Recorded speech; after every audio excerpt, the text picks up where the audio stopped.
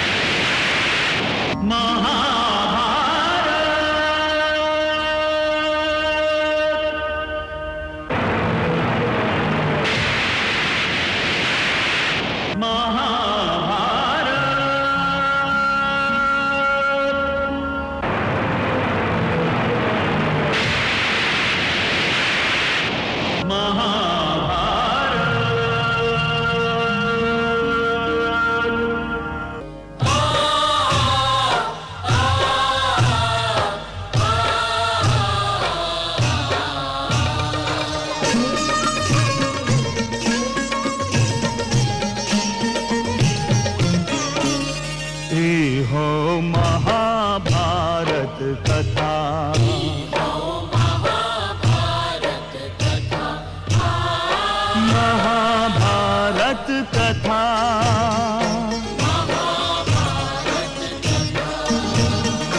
कथा हो पुरुषार्थ के, निस्वार्थ के, परमार्थ के। सारथी बन ले जहां सिर किसन भारत पार्थ के। हर दिशा में शब्द गूंजन साच सार्थक सर्वथा।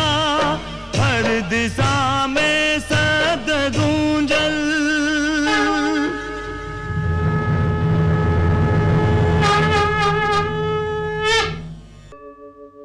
यदा यदा हि धर्मस्य ग्लानिर्भवति भारत अभ्युत्थानम् अधर्मस्य तदात्मानं सृजाम्यहम् परित्राणाय साधूनां विनाशाय च दुष्कृतां धर्म संस्थापनार्थाय संभवामि युगे युगे।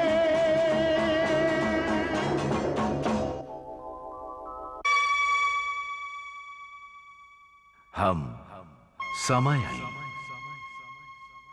हम देखत रही कि अर्जुन के आंख पे संदेह के पट्टी बन चुकल बा। हम जाना तानी कि संदेह में पड़ल व्यक्ति कोनो सही निर्णय ना ले पावेला। अर्जुन भी यह संदेह के कारण चित्रांगदा के अश्रुवन में छिपल प्रेम और निष्ठा के प्रमाण ना देख पहिले। वो आवेश में आके चित्रांगदा के त्याग देले। किंतु प्रश्न ये रहे कि वो जइहे कहां। वो स्वयं के ना उलूपी के आंख मिलावे योग्य समझत रहन और ना ही इंद्रप्रस्थ में परिवार के प्रश्न के उत्तर दे सकत रहन। ऐसे में कोनो व्यक्ति के, कोनो मित्र, कोनो सखा की याद आवेला और अर्जुन के ए स्थिति से केवल श्री कृष्ण ही निकाल सकत रहन। काहे कि विहेता उनकर सबसे बड़ मित्र, सबसे चहेता सखा और सबसे महान मार्गदर्शक रहन।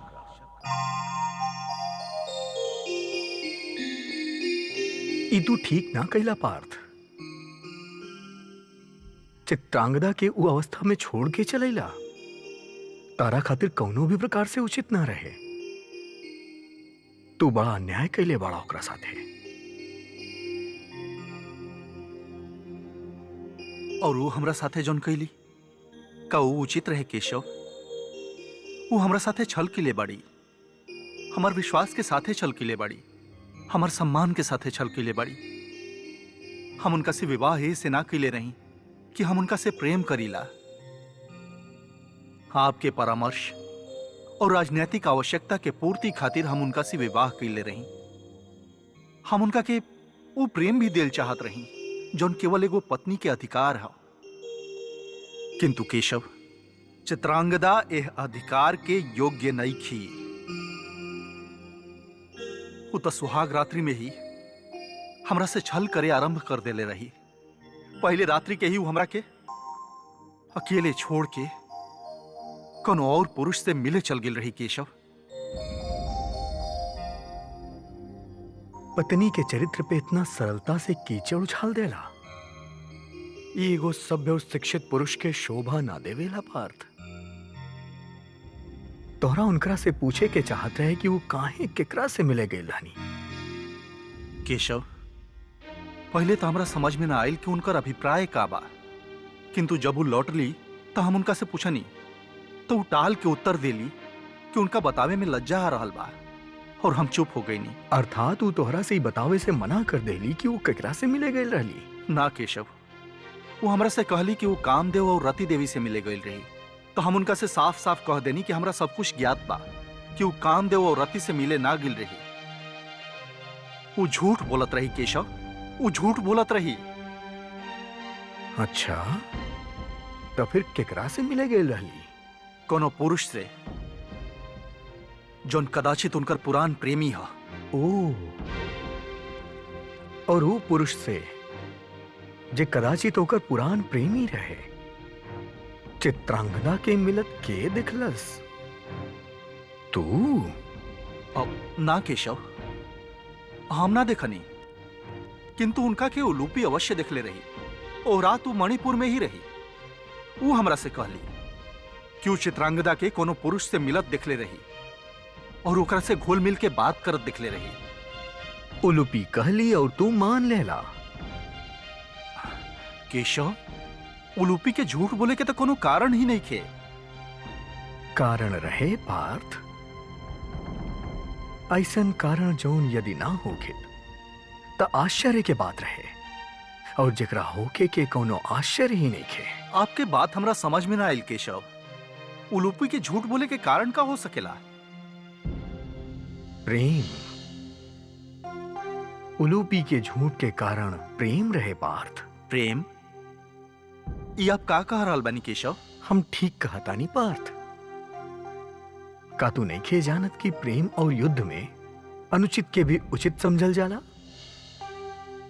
पार्थ, प्रेम केहू के मन में विचार और जीवन पे अधिपत्य के दूसर नाम हा।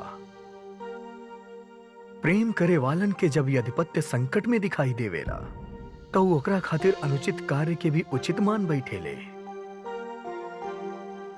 और प्रेम जब सीमा से आगे निकल जाला पार्थ, तो स्वार्थ बन जाला।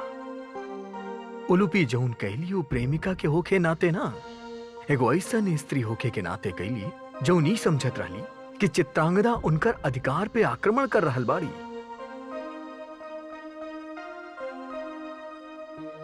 एगो स्त्री के विषय में दूसर स्त्री के कौनो मत विवेक और चिंतन के तुला पे तुल्ले बिना कदापि ना माने के चाहिए पार्थ। तारा से भूल भइल बा पार्थ। तू उलूपी के कहल बात के विवेक और चिंतन पे तुल्ले बिना ही सत्य मान लेला। ना केशव, हम केवल उलूपी के कहल बात के सत्य ना मननी। हम उलूपी के बात सुनला के पश्चात भी चित्रांगदा के संदेह के लाभ देल चाहनी।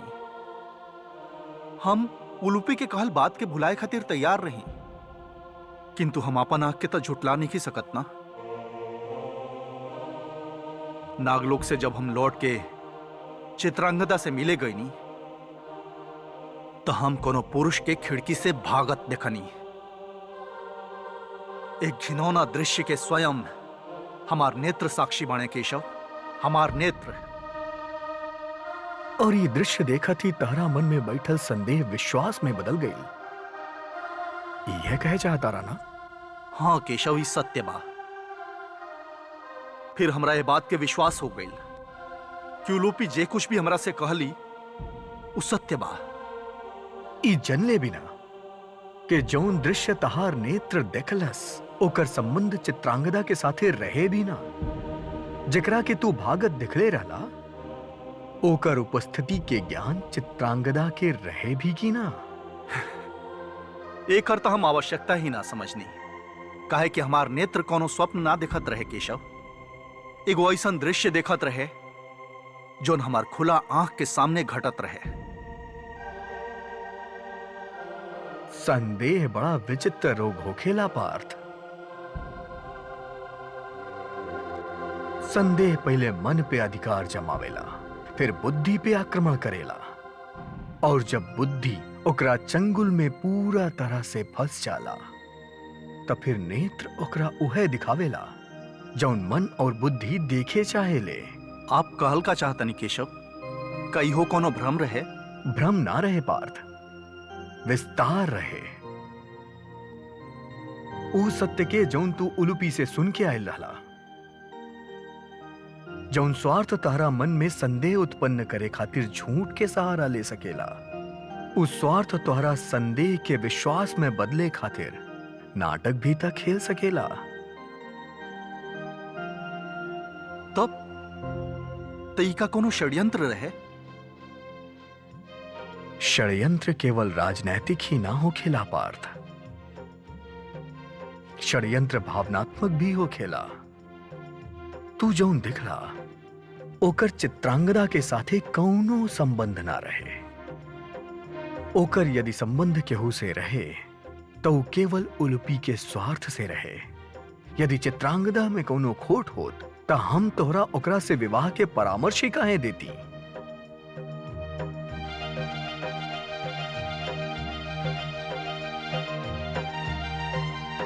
केशव,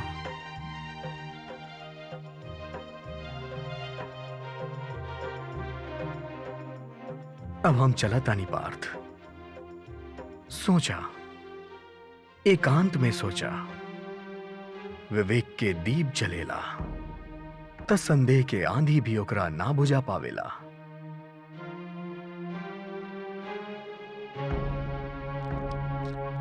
केशव,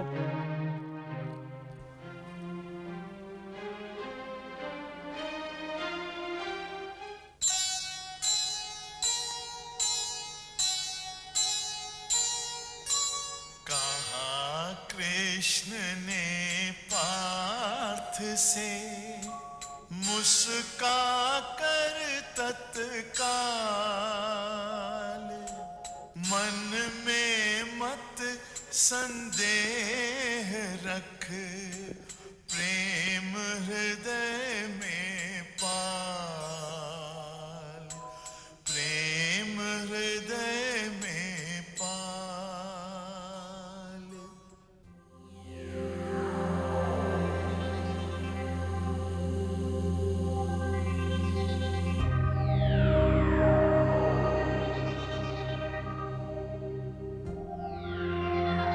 राजकुमारी के जय होखे, बधाई होखे, बहुत बहुत बधाई होखे राजकुमारी, आपके विजय भइल। महाबाहु अर्जुन मणिपुर छोड़ के चल गए। कहाँ? इंद्रप्रस्थ। अब कदाचित वो मणिपुर ना लौटी है। ऐसे का लाभ होगी? अर्थात हमार लक्ष्य केवल उनका के मणिपुर से बाहर निकालल ना रहे। हम चाहत रही हूँ मणिपुर से लौट के वापस नागलोक आवस। किंतु चित्रांगदा से दूर तो हो गई ले। परंतु हमरा पास त ना आइले ना। तू जॉन विजय के हमरा के बधाई दे रहल बाड़ा, वो हमार विजय ना, हमार हार बन गई बा। हार? ई का कह रहल बानी आप?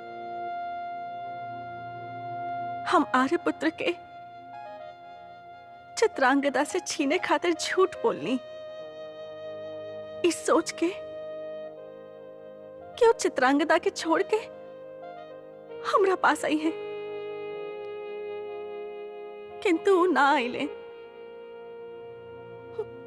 हम पाप भी कईनी और पाप से हमरा कोनो लाभ भी ना भइल।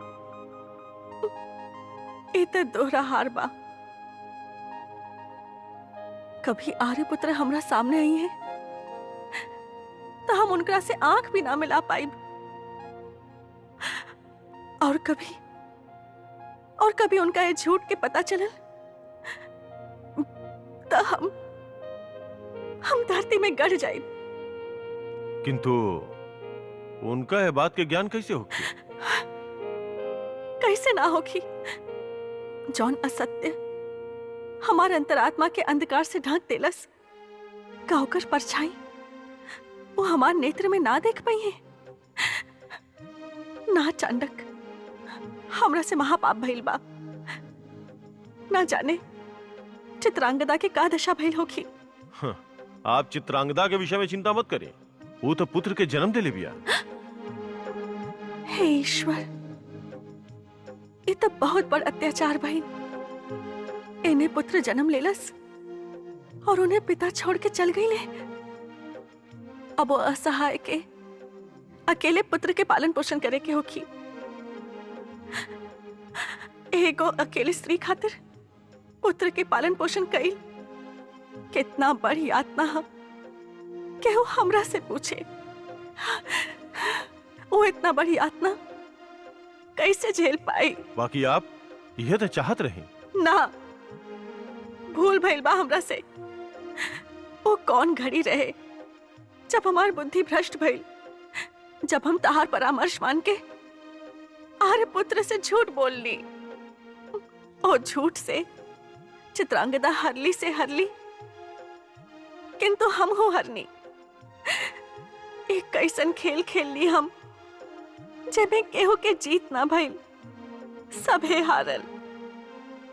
आर्यपुत्र, चित्रांगदा और हम हूं।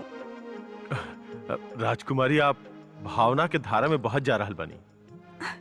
ना, ये विचार हमरा के चैन से जिए ना दी ही। दो गो स्त्री अपन पति के प्रेम से, दो गो पुत्र अपन पिता के स्नेह से वंचित रह गईले। चित्रांगदा, हमरा के क्षमा कर दिया, हमरा के क्षमा कर दिया। तू ही ना हरलू, हम हूं हरनी, हम हूं हरनी।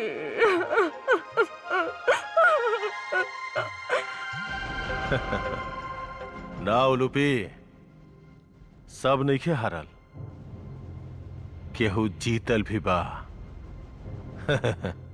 जीत हमार भइल बा उलूपी, जीत हमार भइल बा। एकर तोहरा ज्ञान नइखे। जीत हमार भइल बा उलूपी, जीत हमार भइल बा। जीत हमार भइल बा। हम जीत गए।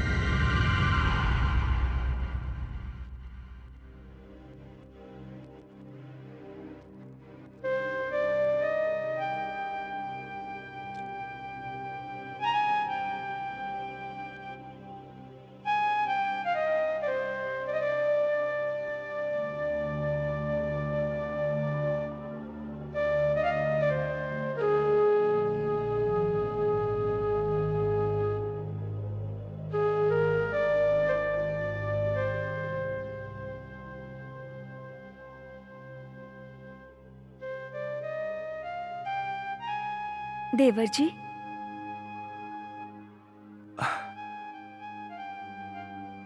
भाभी श्री, आप?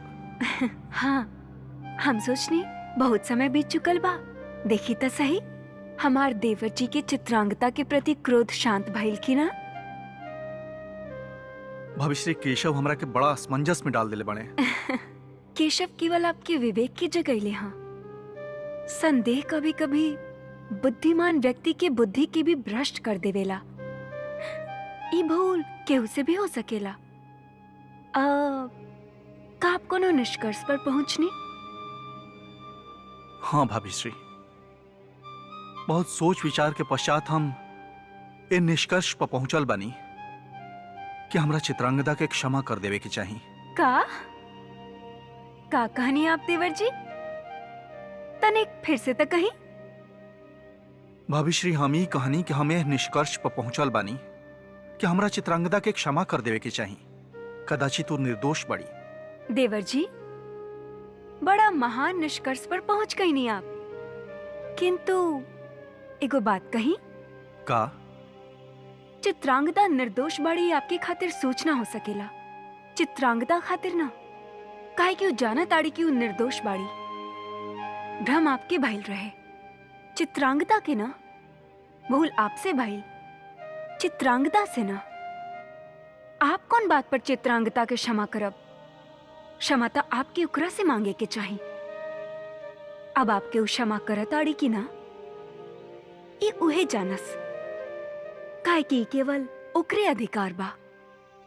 अत्याचार उकरा पर भइल, अन्याय उकरा साथे भइल। आपके का? आप तक केवल एगो साधारण पुरुष के भांति ओकर गंगा जैसन पवित्र चरित्र के अपन गंदा लांछन से दूषित करके चलैनी। अकारण तो हम उनका पर कोनो लांछन ना लगेनी ना भाभीश्री। और यदि वो जानत रही कि वो निर्दोष बड़ी, तो फिर हमरा मंगला पो वो ओकर प्रमाण काहे ना देली? यह आपके न्यायप्रियता। पुरुष के आरोप चाहे सच्चा होखे चाहे झूठा, अपन निर्दोष होखे के प्रमाण स्त्री के देवे ही पड़ेला। कदाचित आप ठीक कहता नहीं।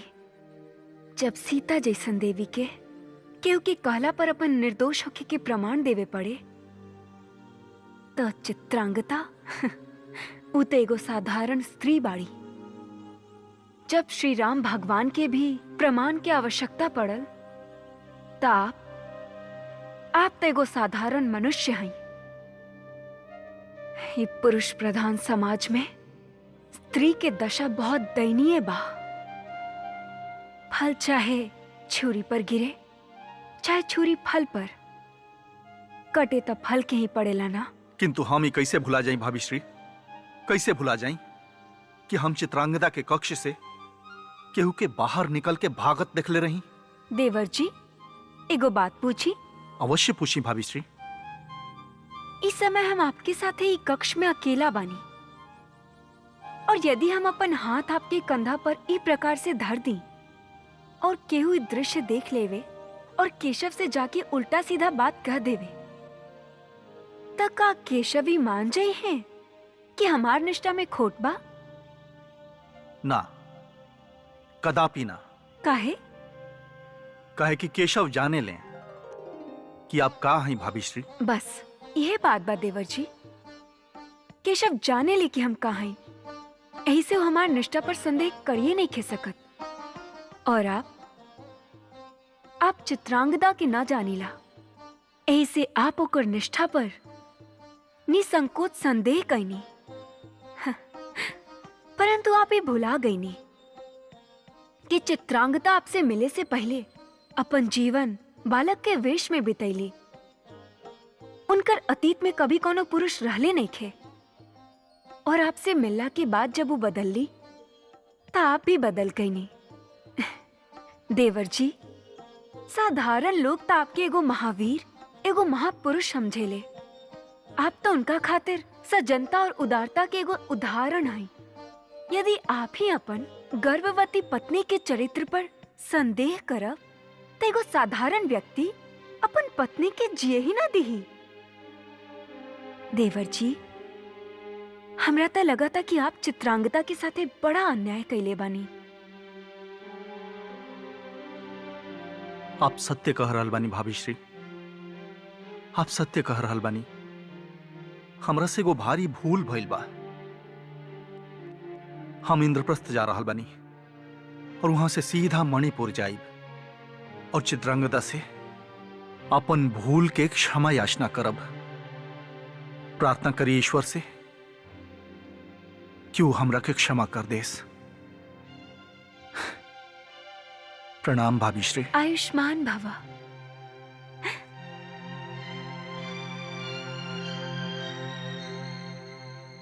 चित्रांगदा,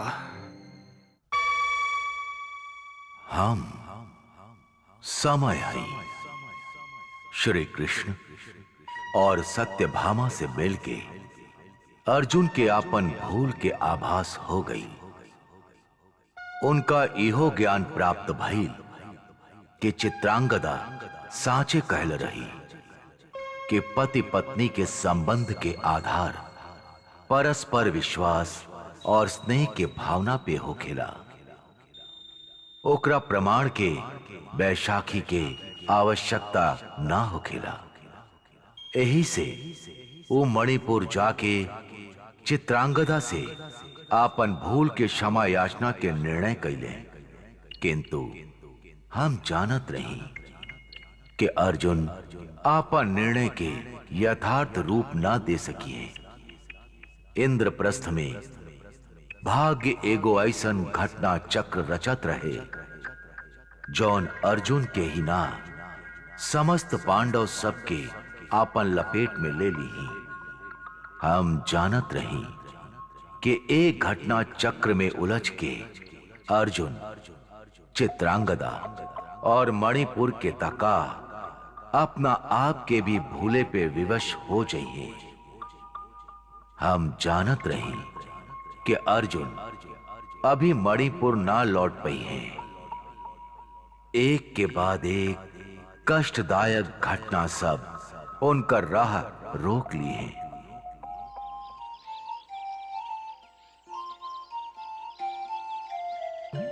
आवा पुत्र, आगे बढ़ा पुत्र, रुका मत, आगे बढ़ा,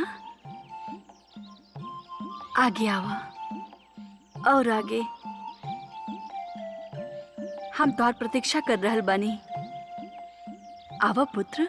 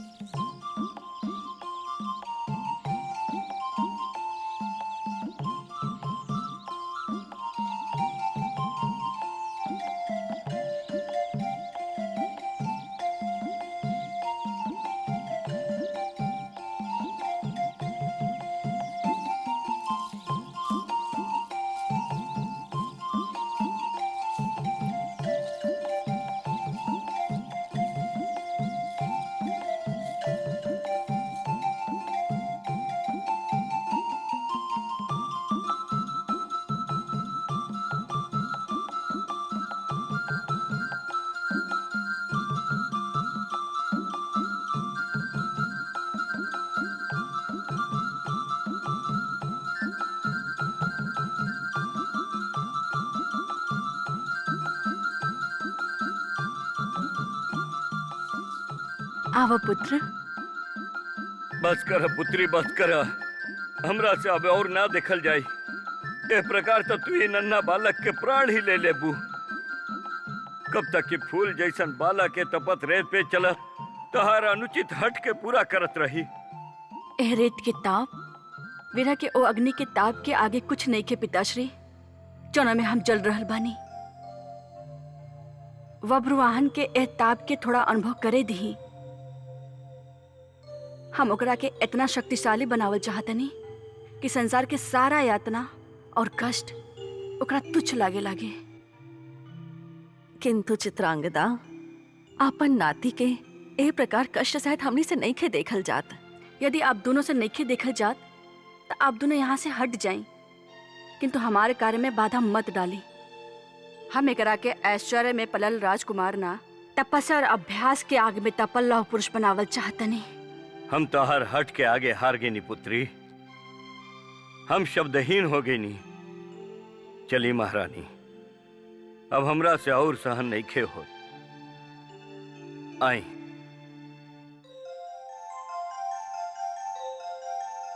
आवा पुत्र।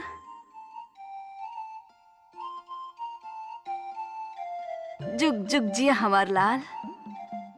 यदि हम तोहरा के फिर से रेत पे चले के कहब तो तू चलबा? एक बार ना 10 बार चले खाते तैयार बानी। ना ना, बस आज के अभ्यास समाप्त भइल। काल के अभ्यास काल कइल जाई। माताश्री को बात पूछी? हाँ अवश्य पूछो पुत्र। तहार पिता बाड़े? हाँ। तो हमार पिता के ह? तोहार पिता एगो बहुत लंबा यात्रा पर गइल बड़े। फिर वो कब लौट आई है? जब तू महावीर बनब। वो हमरा से कहले बड़े कि हम तोहरा के इतना बड़ा वीर बना दी कि तू अर्जुन के भी परास्त कर द। तब वो लौट आई हैं। अर्जुन? अर्जुन के ह? हाँ, एगो बहुत बड़ा वीर, बड़ा घमंडी।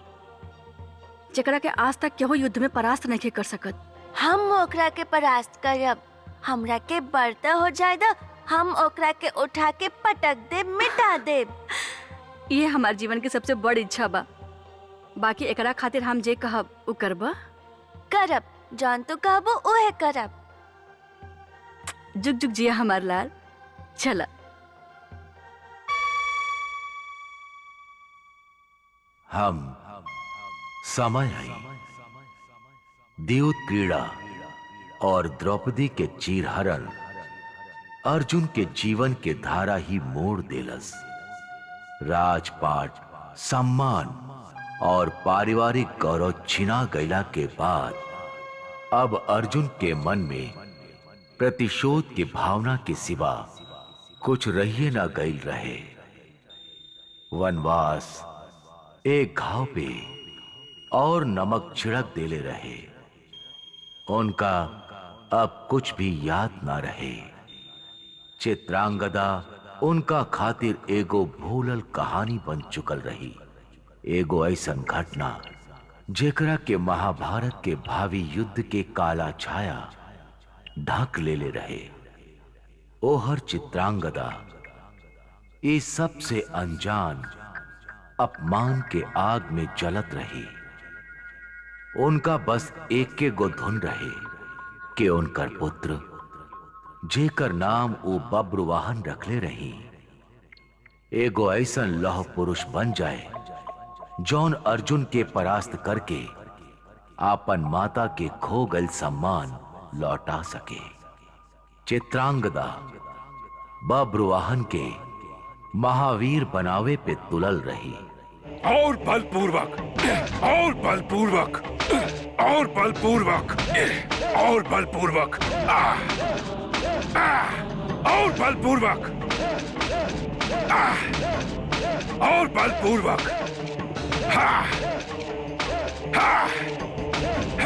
और बलपूर्वक,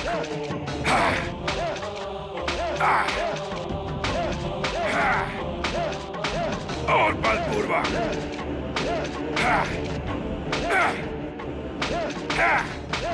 रुक जाएं।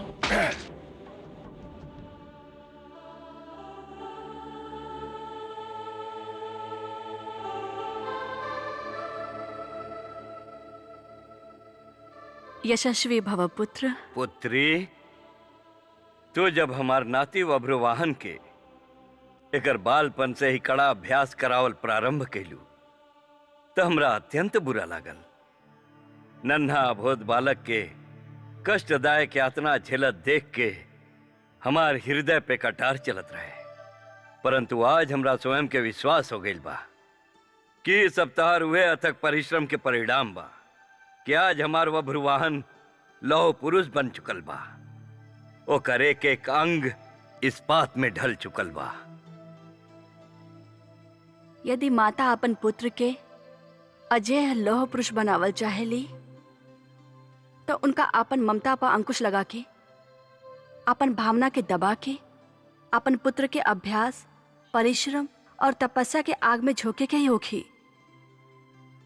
काहे कि अग्नि में तपले बिना ना सोना कुंदन बन सकेला और ना लोहा इस्पात। यदि हम ममता के मारल माता के भांति अपन पुत्र के अपन गोद में समेट के आंचल में छुपा लेती तब बब्रुवाहन आज उ ना बन पाई जन हम ओकरा के बनावल चाहत रही। एगो बात पूछी पुत्री? हाँ हाँ अवश्य पूछी। तहार अपन पुत्र के लौह पुरुष बनावे के प्रेरणा कहाँ से मिलल? ए देश के महान माता शकुंतला से, जे आपन पुत्र भरत के वीरता के आदर्श बनावे खातिर ओकरा के बालपन से ही वन के हिंसक पशु में रहे, उनका से लड़े और उनका पर विजय पावे में अभ्यस्त कर देले रही। वास्तव में शकुंतला के उपरांत तो ही दूसर माता बाड़ू जे अपन पुत्र के मृत्यु के आंख में आंख डाल के मुस्कुरात रहे के शिक्षा देले बाड़ू। वो ऐसे पिताश्री कि कदाचित हमार और माता शकुंतला के कहानी में बड़ा समानता बा। उनका भी एक के लक्ष्य रहे और हमरो एक के लक्ष्य बा। तो धन्य बाड़ू पुत्री तू बधाई के पात्र बाड़ू महारानी। माता और पुत्र के कुछ समय खातिर अकेले छोड़ दिल जाए तो अच्छा होगी।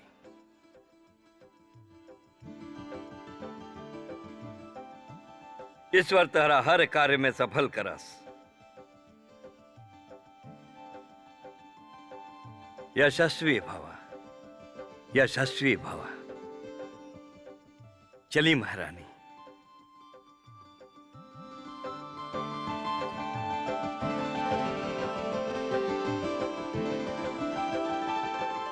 अब हमरा खातिर का आदेश बा माते?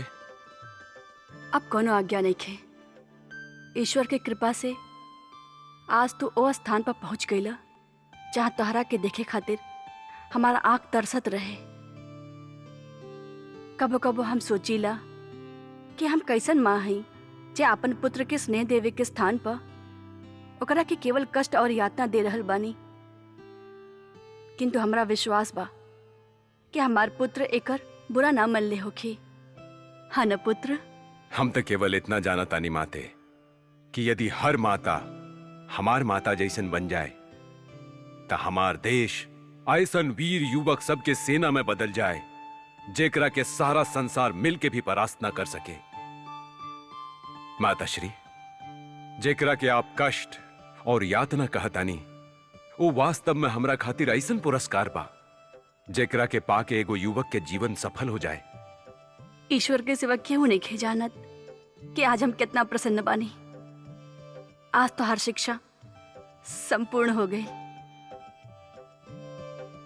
यदि वास्तव में हमार शिक्षा संपूर्ण हो चुकल बा तो हमरा के अपन धर्म भी निभावे दी। का चाहता तू पुत्र?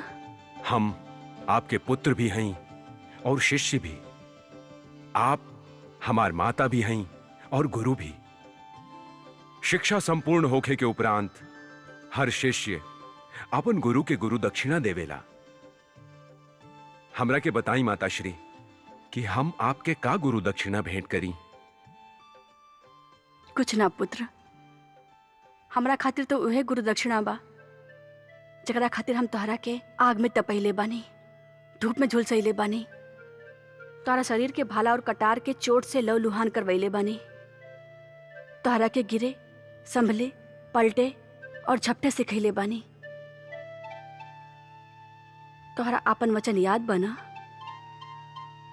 भली भांति याद बा माता श्री।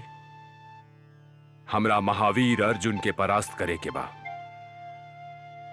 किंतु माते, ई वचन तो हम आपके शिक्षा आरंभ होके से पहले ही दे चुकल बानी।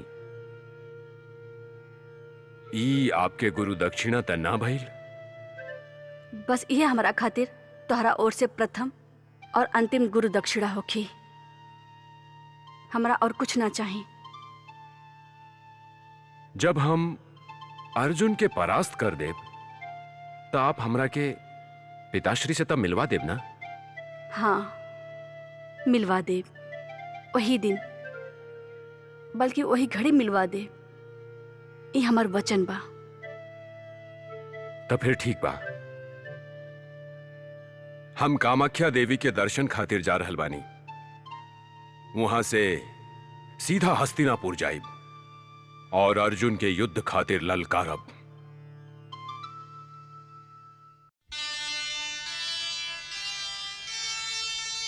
सह न सकी चित्रांगदा नारी का अपमान, मन ही मन उसने किया निश्चय एक महान।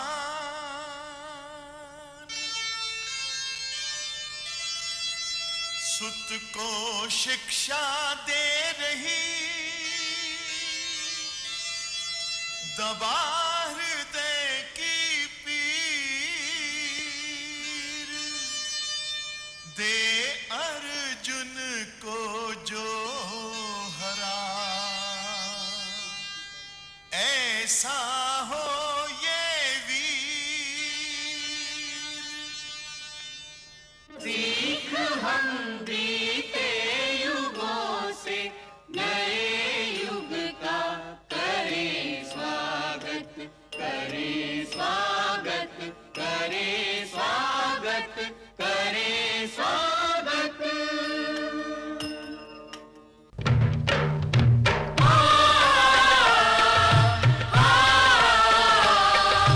भारत कहो कहानी सदियन से भी पुरानी हो ई ज्ञान गंगा